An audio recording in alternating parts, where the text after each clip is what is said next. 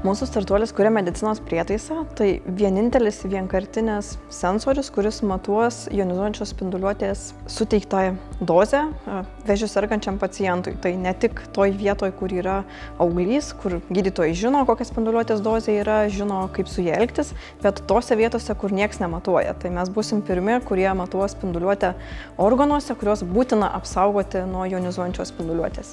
Mes integruojam mašininio mokymosi algoritmus, kad galėtume padėti gydytojui greičiau aptikti jonizuojančios spinduliuotės pažeidimus, suplanuoti gydymo planą, kad galėtume kuo daugiau išvengti gydymo klaidų ir pažeidimų pacientui. Su Baltic Sandbox Ventures daug dirbame dėl jų akceleravimo programai, dėl investicijos ir šių metų pabaigoje uždarom didelį investicinį raundą kartu su Baltic Sandbox Ventures, koinvesticiniu fondu, Lietuvos verslo angelais ir kitais verslininkais, kurie nori investuoti būtent į Brachidaus sprendimą.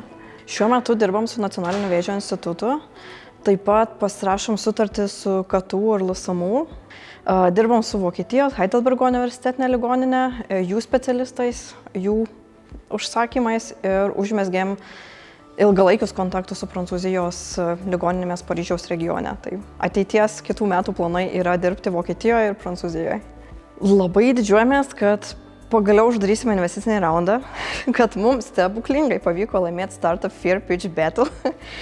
Tai gal didžiausias nustebimas ir didžiausias džiaugsmingas iš startuolio pusės pasiekimas.